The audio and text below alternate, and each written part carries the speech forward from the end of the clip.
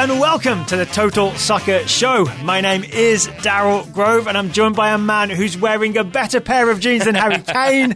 His name is Taylor Rockwell. Hello. Hello. I don't know if they cost as much, but I know that I don't like the tattered style. So I'm going to agree with you. Yeah, yes, I am. Fewer holes in yours, right? I don't get it. Those are like early Avengers Incredible Hulk pants. Yes, exactly. Maybe that's what it is Harry Kane got so mad at the way things went in this game that he briefly hulked out, but specifically in the knees. In the knees. He has Hulk knees. That might be his injury. There you go. Okay, so Spurs injuries are a part of this story. This is our review of Spurs Ajax, the semi-final first leg.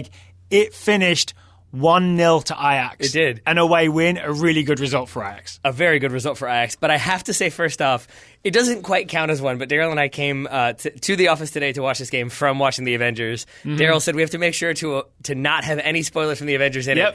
And not even a minute in, you already went to Avengers right away. Not a spoiler. But right. Hulk having ripped pants is not a spoiler. No. That's even in the Ed Norton version. That just happened to be on our TV screen after, did. Right? You're right. I think that was more so referenced by Ed Norton. I think that was top of mind. So honestly, that was like a pressure valve. I was just getting an Avengers reference in so I don't ruin Endgame for anybody. Because nobody likes that person, right? No one does. Nobody likes that person. And since I had not yet seen it up until today, nor had I seen Game of Thrones, as I said on Twitter, I had to avoid Twitter for like 40 hours, which was kind of nice, but also weird because muscle memory kept taking me back to it. And every time I'd be like, stop? And Game of Thrones, I'd be like, no, go away.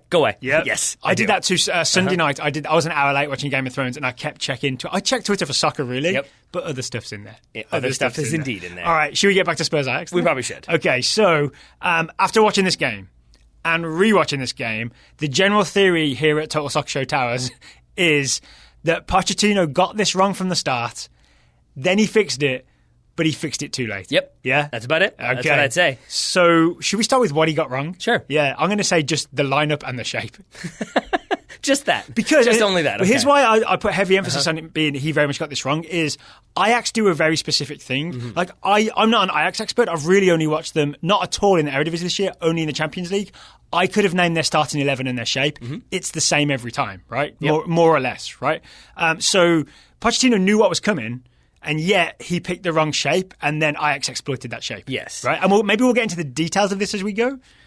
Yeah, or we'll do it now, whichever one. I think we can probably get into it now a little bit because I do think you're absolutely right that I think he thought we'll go back three, that will match up against their front three, that will limit some of the effectiveness there. We'll have Wanyama in front of that back three, that will kind of give us a little bit more cover for when Donny van de Beek comes running through. And we've got that kind of matched up. Then we'll have our fullbacks who are going to be more of wingbacks. They can help in and kind of slot in and provide more defensive cover. See, I think that's the fuzzy part. Exactly. I think that's where it all went wrong. You're right. Because even there I'm kind of struggling. I know you should trail off. Like, sense. What was the idea? Yeah, because it makes sense if you want to go defensive, but it doesn't really, like, I think at times we saw Kieran Trippier all the way up the field, and then at times we saw them in what appeared to be a flat back five. I saw him scurrying up and down as well, not quite knowing whether to be up or whether to be back. And I think one of the keys is, you said it, right? So, Sanchez, Alderweireld, Vertonghen match up against Tadic and Neres, right? Yeah. So it's like Neres and who's the wide right guy? Ziyech are theoretically wide, but they do come narrow a lot. So, but if you're going to do that, you've got to commit to that, right? You can't say our three match their three.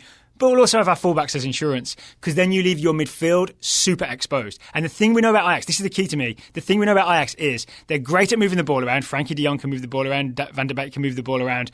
They're great at finding space and exploiting space. And if you then asked Victor Wanyama, Christian Eriksen and Dele Alli to cover all of the midfield space with no help out wide, it is impossible. And they got exploited. They did. I think...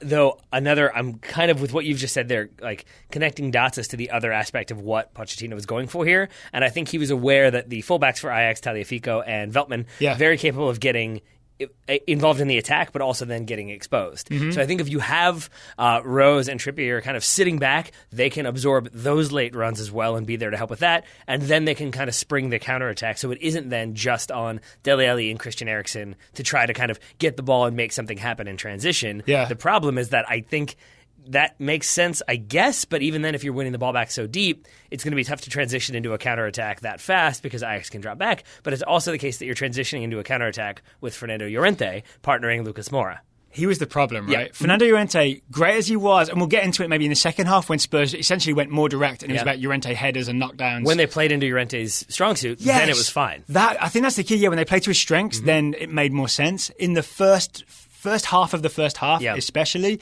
we noticed at least 2 or 3 moments where a regular striker who runs in behind would have been in on goal, and Fernando Llorente either didn't run with the ball and just waited for everybody to catch up to him, or literally didn't make the run. I'm thinking of the Dele Alli move. Remember when Dele Alli sort of dispossesses... Ninth minute, Does he dispossess Veltman, maybe? It's Ali on the left, Veltman on the right, maybe. Has the ball, plays it into an actual first gap. Time. As soon as the ball is pops free, because I think it's Christian Eriksen takes away one side, Veltman turns, Dele Alli's there, the ball gets poked away, and with Dele Alli's next touch, he's playing the ball into space. That if that's Son Heung-min, he's running in, he's taking that shot first time or maybe second touch. If it's Harry Kane, even though Harry Kane's not the fastest player, he still makes that attacking run into space to get in behind the defence. Llorente literally standing. What is that weird? We know that Llorente's not a run in behind kind of striker, but he's still a professional striker, right? Surely when you have space to run into and your legs work, you get in behind. I think if that's what he's been asked to do and he's just not doing it, then it is weird. I think it looks weird because he's not making that run, but I think it's understandable in my opinion because I don't think that's what he's been told to do in this game. So you think he's been told to hang a little deeper and connect a bit more? Yeah, and I think he won everything that came near him. What I kept wondering is why is he so good in the air? Because he really did win everything. He never, that I recall, or at least very seldomly, did he commit a foul or shove anybody in the back or do any of that sort of stuff. So I think he was doing what was asked of him. I just think he's mostly up against Daley Blind though, right? I think that was the smart choice on his part to not go with the bigger centre back. But so I think that if you've been told to do that, your inclination then is not going to be okay, but I'm going to be on my toes in case there's a quick chance for me to run into a ball in the box. And so I think that's why you see him standing. But I think if you're Tottenham and if you're Dele Alli or Christian Eriksen, who've been playing this system of quick counterattack, lightning counterattack, ball in behind, Son is there, goal. Harry Kane is there, goal. You're still going to look for muscle memory, right? Yeah. Lamella would be in behind. Exactly. Goal, right? Yeah. And would Sheon Harrison have been in behind? Who knows? Yeah. Well, no, this is a point. Maybe if they were going to play this way, when you're going to have 5 at the back and maybe think about trying to hit on the counter, maybe Llorente was just absolutely the wrong choice. Yep. Maybe just we mentioned Tracy and Harrison just because they're the only young Spurs strikers that we know. I know that they don't have strength in depth, and we've talked a lot about how they didn't sign players for the last 2 seasons maybe.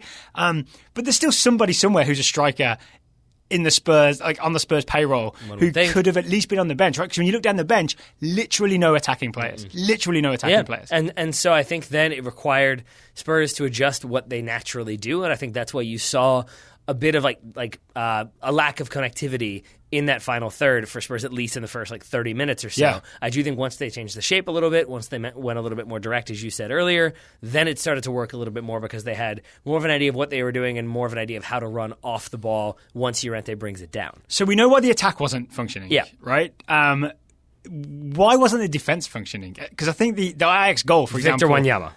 It really is Victor Wanyama. That's pretty much my answer. Yeah, because I do think that you're right. When it comes to those fullbacks dropping in and helping with cover, it doesn't necessarily work that way. I'm going away from Victor Wanyama for a second to say I do think part of the problem is also that if you have your 3 center backs marked up in a 1v1v1 situation, as soon as, say, Dusan Tadic drops into the middle, the question becomes, Davinson Sanchez kept having to try to figure this out of, do I follow him or do I hold my shape? Yeah. More often than not, he stayed where he was, he being Davinson Sanchez, but now Dusan Tadic is open in the middle, and then Wanyama has to make a choice of, do I leave my mark to go get this guy? Do I leave Van de Beek? Go with Tadic, And so this is what I'm talking about, Ajax being able to exploit you because their movement is so good, so you've got to be set up to deal with that. Yeah, and I think, as an example, Donny Van de Beek was very good about sort of starting to make that run so that Davinson Sanchez would follow Dusan Tadic, then saw Donny Van de Beek maybe coming towards him, so then he would stop and back off, and then Donny Van de Beek would stop, and suddenly now both Dusan Tadic and Donny Van de Beek are open. Yep. So I think that's part of it. The other aspect is that if those fullbacks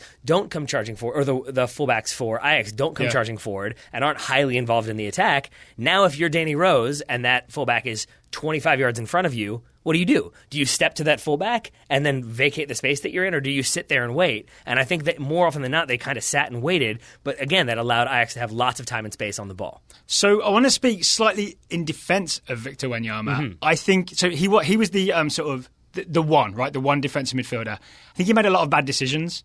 He was kind of chasing all over the place without getting there, which he got pulled out of position. Oh, yeah, sorry, I went away from the Wanyama point. Yeah, no, but I'm going to go away from it again as well, because I think he also was not helped by his midfield partners being Christian Eriksen and Dele Alli to begin with, right? Christian Eriksen and Dele Alli, obviously both wonderful footballers, predominantly attacking footballers, right? They are not the type of guys that are going to just sit in a 3 with Victor Wanyama and like deny Ajax space, and their job is purely destructive. Yeah. They're both players who want to get forward and attack, and you could really see it, right? You saw Ali would sort of start just being tempted to go chase the ball out left, and Eriksen would be tempted to go chase the ball out right, and then Victor Wanyama is then left with all these Ajax midfielders coming through him, and he just doesn't know which way to turn, right? Like, he doesn't do a good job of it, but he also was kind of set up to fail by the system. And I think having 3 midfielders, only one of them is defensive against Ajax, when you're already short-handed and you don't have much of an attack because Fernando Llorente's up there, I kind of think Pochettino set them up in a way that was never going to be defensively sound. Yeah, and I think to your point that like you can't really game plan all the scenarios for a team like Ajax. You can't say if this then that, but if that then this. Yeah, because then they've got another this or that. Exactly, and so I think, and that's exactly what Wanyama found, I think, and so he kind of resorted to roaming around and he just go win the ball, and also trying to get involved in the attack if possible. And so you also didn't have him doing one job all the time. It ended up being like he was doing lots of different jobs, many of them not particularly well. Oh, dear. And I think that was kind of not even alleviated until maybe halftime, because I know the BR Live crew talked about how they kind of changed the formation a little bit after Jan Vertonghen was injured. I think you and I would argue that it happens far earlier than that. It happens about the 22nd minute instead of like the late 30s. Yeah, it's when Pochettino it's kind of like, isn't it kind of like the Spurs-Man City game where Pochettino looked at it and all those goals were flying around and he was like, all right, we've got to fix this, we've got to change this. It's what, 10 minutes earlier in this game? Yeah. So yeah, I think you're right. Around about 20th minute, they switched to essentially a 4-4-2 diamond instead of what you could call a 3-1-4-2, but was really a 5-1-2-2. Yes. And that was the problem. That's a silly shape. Because that's what it ended up being. That's a silly shape. It is, but it's a silly shape, and a 4-4-2 diamond makes more sense from a like logical standpoint, except that I think the issue that we saw was that it didn't feel like everybody was entirely comfortable with what they've been asked to do. Danny Rose moved into kind of like the left central midfield role in the diamond, had done that, I guess, at the weekend against West Ham, but you could see him kind of just look a little bit uncomfortable as to what exactly he was being asked to do. Yeah. He kept sort of drifting out wide to be on the other side of Jan Vertonghen, who had filled in at left back until he was injured, and that's clearly not what that like left-sided midfielder is supposed to do. But then I think that also leads to Victor Wanyama kind of roaming all over the place again. Yeah, he just kept chasing, right? And routinely, there were moments when you and I, like I had it, I think in the 24th minute in my notes earlier, I had Daryl Grove can't figure out the shape. And only not to say that I could, but just to say that it stood out to me that we were both for a couple minutes really being like, what are they doing? And we could not figure it out. This is when Donny van der Beek had that chance to make it 2-0, where he'd done I can't remember who it was he exchanged. It might have been Ziyech, where he sort of does, it was Tadic. The ball comes to him and he fakes, leaves it, Tadic gets it and plays him in behind, and Lloris makes a save. Right? So that would have been 2-0. We should talk about the actual goal that made it 1-0 when Spurs were in their original shape. But first, today's show is sponsored by SeatGeek. That's right. This show is sponsored by SeatGeek. The ticket industry has not changed in a long time, so there are a bunch of big companies who've been around forever, but don't necessarily care about making the experience easier for the customer. SeatGeek is not one of those companies. They're a company where the customer comes first. Their over 50,000 5-star reviews would serve as indicators of that. And then we have heard from TSS listeners that they've enjoyed the SeatGeek experience. Listeners and some friends of ours, they've used SeatGeek. They've used our code to get the $10 off. We'll tell you what that is in just a minute. And everybody's been really happy. Not just with the $10 off part, but with the way it works part. Yeah. Because there's always a thing of like, oh, are these tickets good? These tickets are good. Yeah. You get from SeatGeek, these tickets are legit. How do you know they're legit, Daryl? How do you know they're good? Because you get in. When you turn up and the guy looks at it, he says, yeah, come on in. These seem perfectly fine. Why would you even ask me if these were fine? These are tickets. But also, how do you know that they're going to be good tickets? How do you know that they're going to be good money for value? For money? That's because if you've looked at the traffic light system on the SeatGeek app or website, you can tell green is good. Green means good value. Orange means maybe not great value, but, if you want to do it, do it. Red means, all right, you've got more money than sense. If you really want to buy them, then go for it. Only if you're a millionaire are the red tickets, yes. Yeah, and it's also, as we've talked about previously, it's a nice way just to see what's coming to town.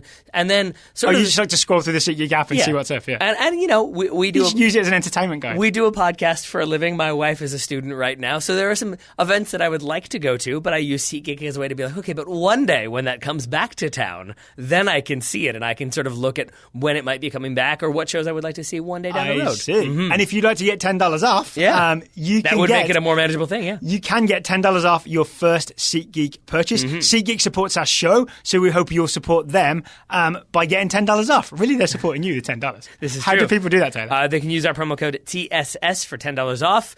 You can use that for concerts, concert tickets, sports, comedy, whatever you want. Doesn't matter. It's always $10 off. And from memory, I believe you go to the settings tab and there's a space to enter promo code. And that promo code is TSS for $10 off your first SeatGeek purchase. Thank you very much to SeatGeek for sponsoring today's episode. Shall we talk goal? Not goals, but goal. The goal that decided the game for Ajax. It's Donny van der Beek. It is the 14th minute? You're better at writing the minutes down than I am. 15th minute is what I had it as, but I was off by I could be one. wrong. I could be wrong. Are you checking it right now? I'm checking it right now. I'm right, 15th minute. Yeah, In your well done. face, Daryl. Daryl's humble knowledge. In your face Spurs defending. Well, that too. I would say. More so that, yeah. So, yeah, we talked about the change that Pochettino made. I think part of the reason he made the change is because the original shape got absolutely exploited for this goal. We talked earlier about how Spurs had the back three, but the fullback stayed far too back.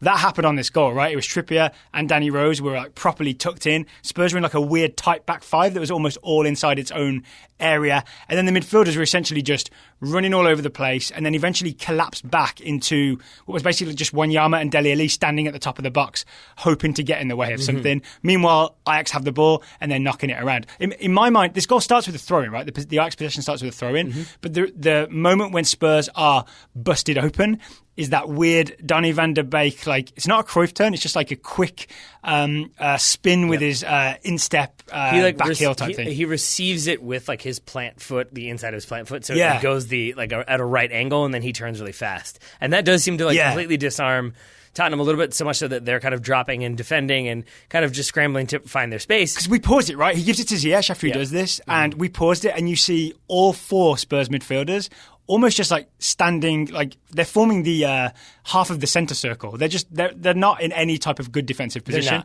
They're broken by that turn. And so that breaks it. I would say they're somewhat broken by that one. Okay. And you can see sort of Ajax players spotting the vulnerabilities. David Neres is on the far left side, and he's sort of hand in the air, waiting, but he doesn't want to give it away. And you can see, and I think a key part of this is that Ziyech or Ziyech, we've never really learned how to pronounce that Ziyech. one. Okay, Hakim Ziyech, fine. Ziyech spots that. The availability of David Neres, but he doesn't want to give it away too obviously. So he takes a touch and almost shapes like he's going to drop it backwards, and he pulls in a few Spurs players, and then just with a really deftly weighted left-footed chip over the top, suddenly exploits again that sort of Spurs are dropping back. Now they're maybe trying to step forward a little bit, and they're just kind of caught in no man's land, ball over the top, and that really is where it starts to unravel. That said, we talk about these goals sometimes as being one thing goes wrong, and then everybody scrambles to fix it, and now two things have gone wrong. And somebody scrambles to domino fix effect. that. Yeah. And here I would say that it was things were wrong, and people sort of occasionally tried to fix it, but it still was obviously wrong. It was just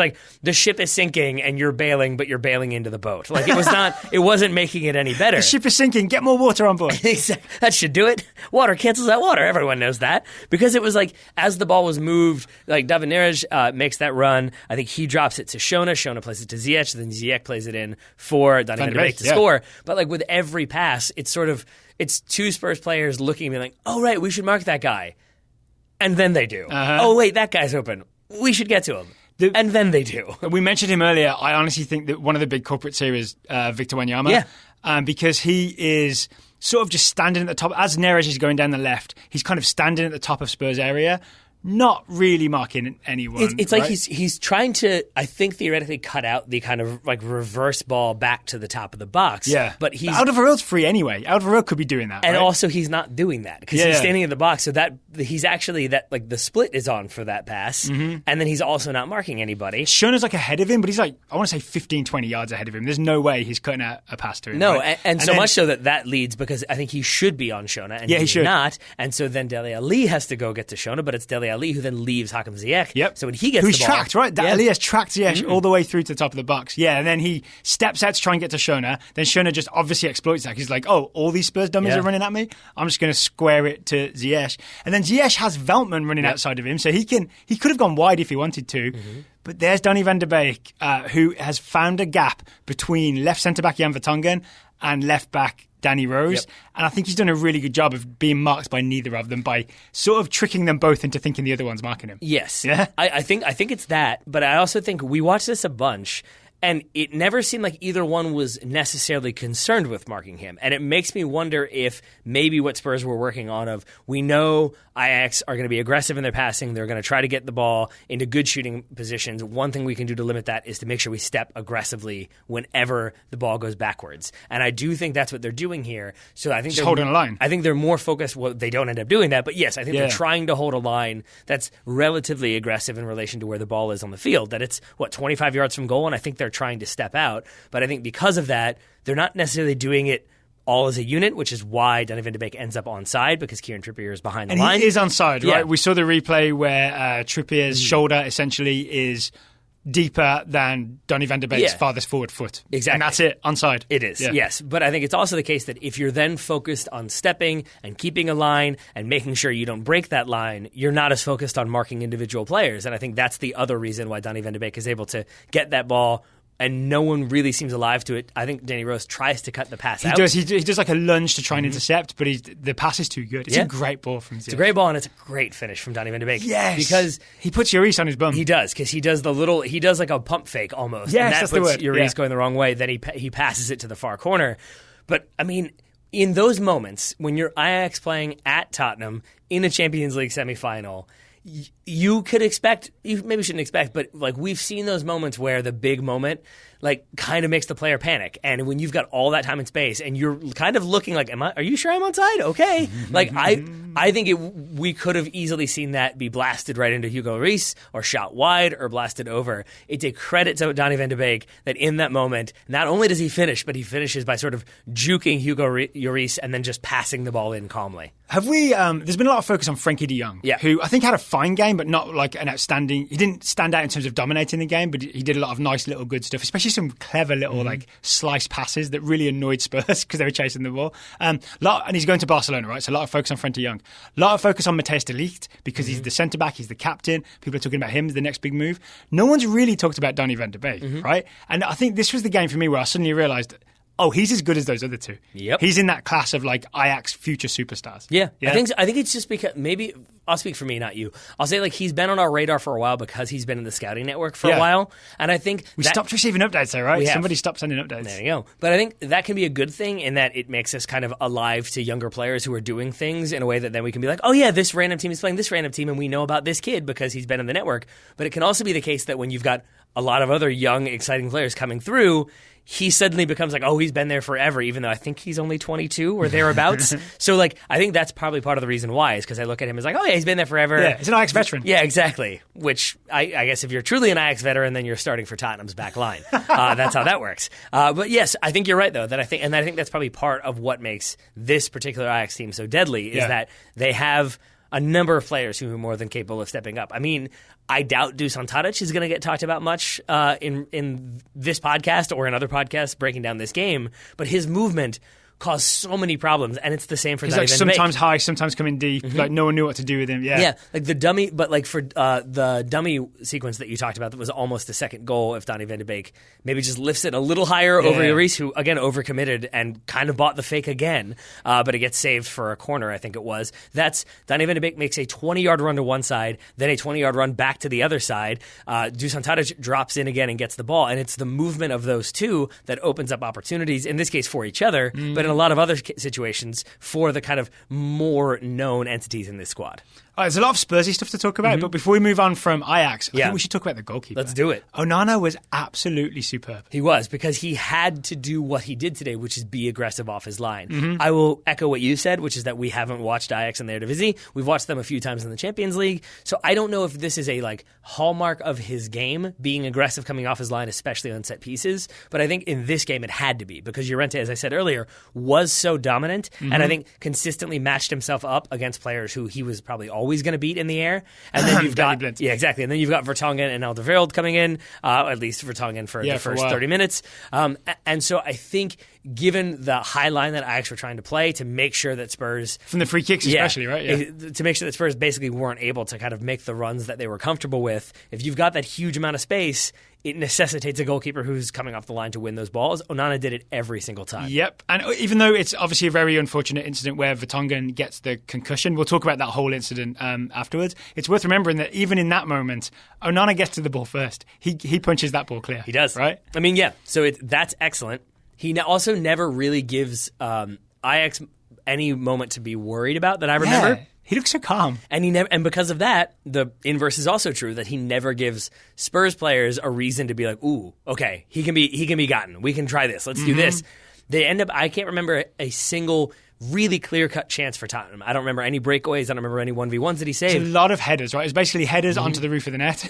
Yeah, you kept saying that. Yeah, you're like, if they were aiming for the top of the net, this would be very impressive. But so all he can do is make the saves that are asked of him, and that's exactly what he does. A lot of them he catches cleanly and just holds. Again, if he just punches them wide, or if your David De Gea drops them, you give Spurs players a reason to be like, okay, let's keep doing this. Let's keep trying this. He never does that. He also does little smart things. Is he a little bit sneaky in a CONCACAF kind of way? He certainly in terms is. of running the clock down. I noticed it, I think, in the 29th minute, that he makes a save and then immediately sprints to the middle of the box. And you could make an argument that he's like trying to then throw it wide or like kind of get the play restarted as fast as you can. But I also think there's an element of that's where Llorente is standing. And he runs to where Llorente is and then sort of is like, oh, this guy's here. I can't play. And kills another 10 seconds. We have to wait a few seconds. Yeah, and he kept doing that. Same thing with the goal kicks, that he always shaped like he was going to go short. Tottenham lined up to defend the short goal kick, and then he'd wait, and then he'd wait, and then he'd wave everyone forward, and now he's got to let everybody get all the way forward. And even those Spurs fans were getting annoyed, and the commentator said, like, oh, next one, he's going to get a yellow card. The next time he did it, he was just very aware that... He walked the tightrope just right? He did, because he set it up again. He set him up to do the short goal kick. He waited, and then he said, never mind, we're going to go long. But what he had done previously is, like, we're going to go long, and then maybe 8 seconds later, he actually takes the goal kick, or 10 seconds later, this time, we're going to go long. 4 seconds later, he takes the goal kick. So he still ends up running off 10, 15, 20 seconds here and there, but it looks like, oh, he's trying, he just can't make it happen. Yeah. And he doesn't even want the yellow card because he's trying to kick it as fast as he can, except that he wasn't. So well done, no. Yeah. Yeah. Mm-hmm. Okay, so 1-0 Ajax, but we did talk about how Spurs changed it, right? Round about the, 20-something minute, and I feel like they clarified it at halftime, and maybe Pochettino made it clearer, here's what we need to be doing. I would argue that second half Spurs went 4-4-2 diamond.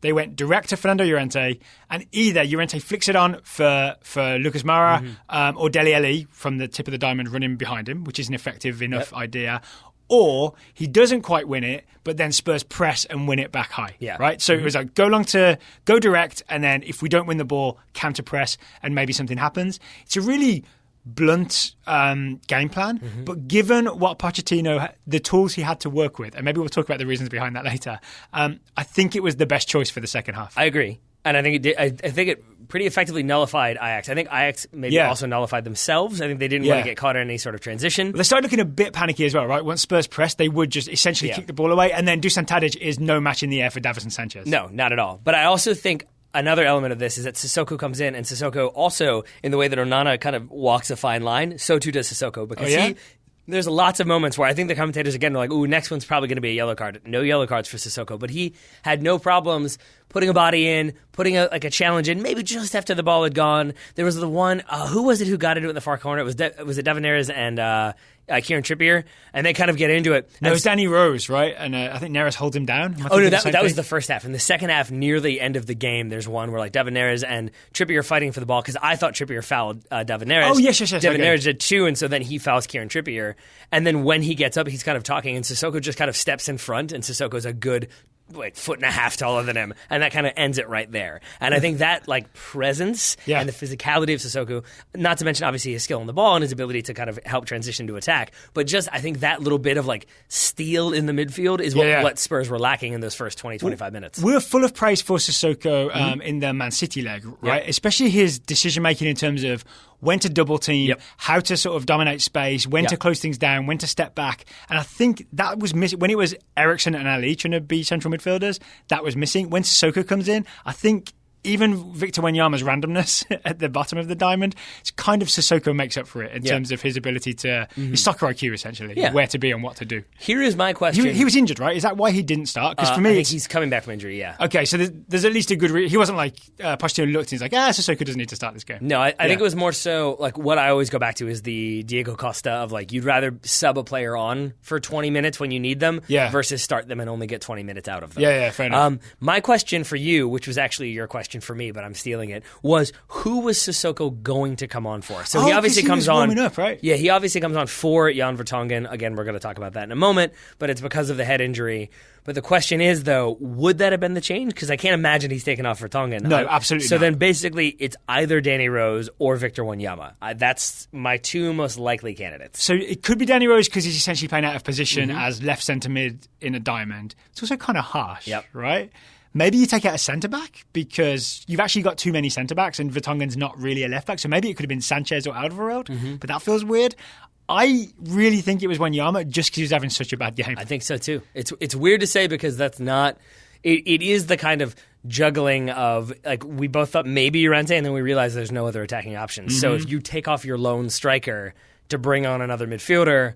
That's kind of instantly grounds for like, oh, you got this totally wrong. Yeah. So I think I'm with you because I think it would be harsh on Danny Rose, especially given that he kind of tried that there this weekend. To me, that felt like he was trying his contingency plan. Yeah. It kind of comes down to Wanyama for me, which is very revealing as to how bad of a first 20 minutes or so he had. So we think maybe then that he only stays on the field, Wanyama, because of the Vertonghen injury, right? So let's get to this Vertonghen injury. So it's a free kick, crossed in.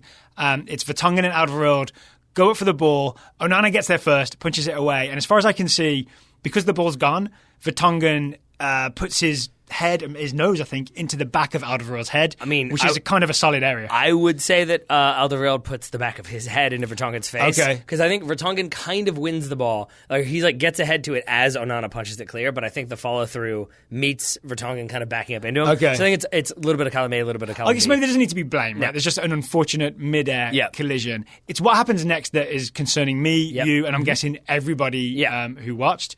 Which is, it looked for all the word like Vertonghen should not continue playing. And yet, after sort of just looking at him, patching up his nose, they put him back in. They kind of put him back in as if his nose was the only problem. Yeah, and I think because it was bleeding so badly, it looked like that was the issue. I mean, his jersey was pretty well covered in blood. I mean, not like soaked in blood, but you've got a lot of blood on there. Shorts, too, he had to change those. They cut away before we could see his, what I assume was nice posterior. So then when it looks like it's time for him to come back on, he's changed the jersey. Usually the referee will sort of be like, wave them back on without really looking. And I think that's what Spurs wanted him to do, and that's why you start hearing the crowd complaining because the referee is not allowing him back on, Vertonghen. When the ball goes out of bounds for another Spurs throw, the center ref comes over and talks to the Tottenham medical staff. Pochettino looks at Vertonghen, talks to the fourth official, because I think the fourth official said, this doesn't seem right. Yeah. He doesn't seem okay. okay. And the ref doesn't look convinced either, right? He doesn't. And the commentators, I think because of how much blood there was, were focused on that. Yeah. And there was a little bit of like stating opinion as fact where they were like, oh, it's still bleeding, and that must be the issue. There must still be blood. Put more grease on it, I think. Yeah, which is like you put Vaseline on a cut, I think. But I thought you put a Vaseline on a cut to make sure that if they punched you there again, the punch slid off. So I don't know. I'm not a boxer. But I think that was maybe the commentators maybe being a little bit old school or just assuming that it was about blood. And I think you're right that the fourth official, I think, thought that my guess would be, see, now I'm speculating, but at least I'm saying it's speculation as opposed to stating it as fact. My guess would be that the fourth official saw the quote-unquote concussion test and said that was not fast enough. Like, that it was too quick of like, we changed the jerseys, we got them ready to go. And I think, that was not fast enough? As in, I think it's like it takes a little bit of time to do the concussion protocol to see if they're actually concussed. And if you think about the length of time he's out, it's a good long while. But it's a good long while because he's down, he's bleeding everywhere. They literally have to take a squirt bottle and wash all the blood out of his face. I know that because I kept watching him react in a very like, ow, that hurt a lot sort of way. Then they eventually get him off. Then they get it kind of like stopped so that it's no longer copiously bleeding from the bridge of his nose. Then they change the uniform, get all that sorted. And like when they're doing that, they've cut back to play. And then suddenly he's good to go. So I feel like the concussion test, if it was given way too quickly. And I think that's what the fourth official was sort of hesitant on. And that's why you could see the referee saying like, are you sure? Are you sure? Because I think I'm guessing the official cannot overrule doctors? That's my question. I don't know. I assumed before this that a referee, his ultimate responsibility is the safety of the players, right? That's why he can give red cards for dangerous I would stuff, assume right? that's also the responsibility of doctors. But yeah, sure. But you would think that maybe the referee could say, that guy's not safe to come back in. I mean, maybe he can, and it's like almost like a nuclear option to overrule the team doctors because you assume the team doctors have the players' interests at heart. I genuinely think he can't. I really do. That's interesting. I may be totally wrong again, but someone's gonna tell us on Twitter or via email. Yeah, and I would like to know if that person actually knows things, or if that person is just like, no, they definitely can. Yeah, please only tell us if you actually know. If you don't have a picture as your avatar, don't respond. That's I guess my feeling. If you're an egg, yes, exactly. No eggs allowed. But I guess I say that because I can see a situation in which, okay, two teams are playing in the Champions League semifinal, and the referee says, no, this player isn't allowed to go. And afterwards, I mean, we've seen reports. And they lose, and then it's all the referee's fault. We've seen reports saying that Vertonghen is totally fine, and there's no concussion at all. I don't believe that either. I believe that's Tottenham's doctors or some doctors saying, like, no, he's totally fine. We asked him if he has a concussion, and he said, no, please don't fire us. He didn't say he wasn't fine. But so in this situation, for example, they're saying he doesn't have a concussion. If the referee had said, no, I don't feel comfortable with this, that's going to be an appeal. That's going to be a complaint because now Spurs are going to say, we could have been fine. You took off one of our key players because you said he wasn't okay. Even though our doctor said he was, that's not okay. And I think FIFA, UEFA, whatever, the referees society of the world, I'm sure that's a thing. I think they probably just don't want to deal with that. We do. Yeah, exactly. So I think what it comes down to is they're going to say, like, look, your doctors are responsible for the safety of your players. We're not going to let somebody back on who's obviously bleeding or obviously has like an eye out. But I think aside from that, they probably can't make those sort of judgment calls. Well, in the end, Vertonghen makes the call. Right? He really steps on the field and is suddenly like, "Whoa, nothing feels good. Yep. Get me off." Right? Yes. Which at least Vertonghen was smart enough to, even in obviously a rough state, to make that decision for his own health. And in the long run, it kind of worked out for Spurs, right? It did. In terms of the shape of the team because of Sissoko and all that. Well, and I want to talk more about that in a second, but I want to say two things. First, I saw some people saying that they saw him vomit as he left the field. I saw him spit out a copious amount of blood when he was still getting treatment. I genuinely don't know if he vomited or not. So again, that's one I would like to know about. So I do a long, slow spit. Okay, yeah. But the other thing we did see is, like, I genuinely thought he was unconscious when he ended up, because he subs himself out and he stands there, then he bends over, and by the time he's actually walking off the field to go to the locker room, if you watch, he's being supported and he is not using his legs are not fully he's not working, using his right foot, which is indicative of something is severely wrong. And so that's where I go back to. I genuinely think he had a concussion, and I think maybe there's an element, I don't know, can we get sued? I don't know, whatever. Knock on wood, allegedly. It feels a little bit like now there's an element of like, no, he's totally fine, don't worry about it. I'm not sure knocking on wood is a legal defense, but I'm going to do it anyway. Yeah, it should work. Here's what we should do. We'll come back tomorrow for Liverpool-Barcelona, and hopefully we'll have an answer about whether referees can overrule physios, and someone will send it to us with actual evidence, like linking to something, not just, the opinion of an egg on Twitter. And hopefully by that point we'll have an update on the actual status of Jan Vertonghen's health. That would be good. There's no point in speculating right now. There is no point in speculating. But I will say this, to your point about... I'm not speculating. Okay. No, but you were about to speculate hard. But to your point, I mean, we talked about how basically Spurs made this change to a 4-4-2 diamond in around the 22nd minute.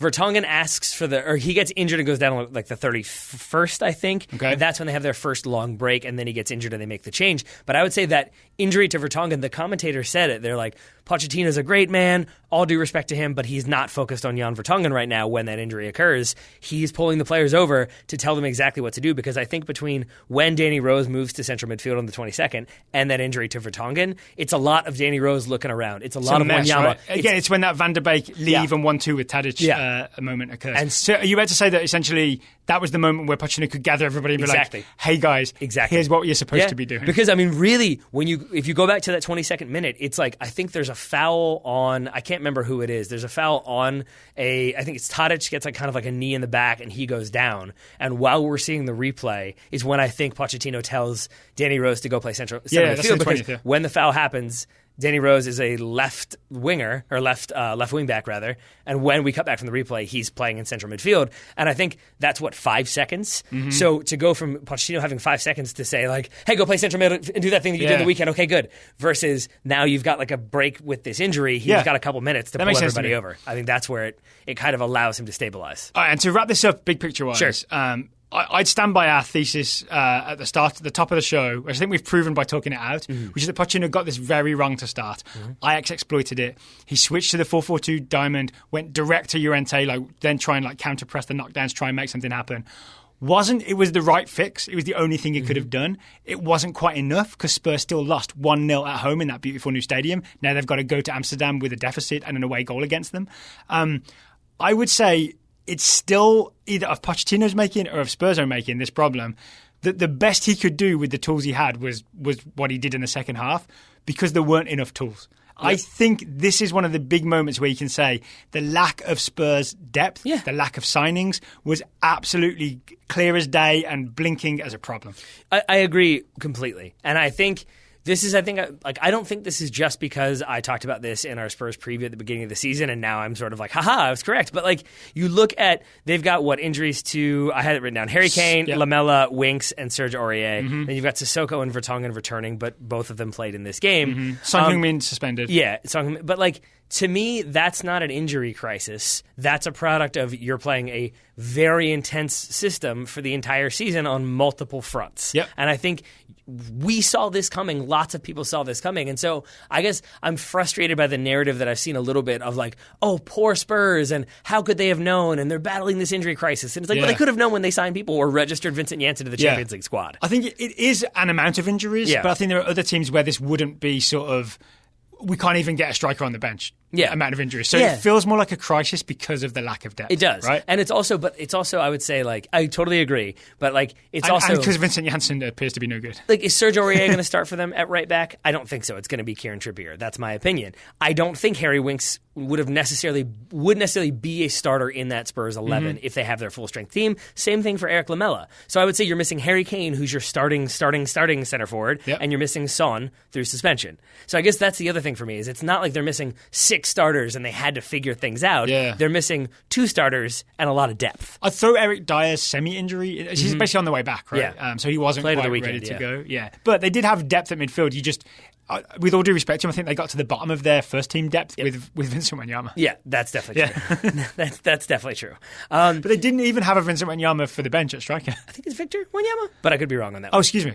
It's all right. I think you and Vincent... Mr. Wanyama. I think I yelled Vincent Janssen earlier out of anger, and that's maybe where it came from. But I would say this for Spurs fans, who probably are no longer listening, but my one thing I would say is that I don't think Llorente starts that next leg, not unless they go direct route the entire game. But I think if Son comes back and you start with Son and Lucas, I think there were lots of opportunities, as we've already talked about, where Ajax were a little bit nervous. They gave the ball away in moments that they shouldn't have. And I think if you have 2 very pacey people who can counterattack, there's going to be problems. With Dele Alli maybe behind them? Yeah, I think Christian Eriksen pulling the strings a little deeper? I think of that Man City game. I think you'll see a lot of Spurs win the ball back, 2 passes, and suddenly there's a very clear shooting opportunity in a way that there was not for them in this game. So it's going to be an exciting second leg, Certainly right? Because Spurs will kind of have to go for it, right? And hopefully they'll do some sort of aggressive pressing, let's go at Ajax kind of thing. That second leg is going to be worth watching. Agreeance. Also worth watching, tomorrow's game, Liverpool-Barcelona.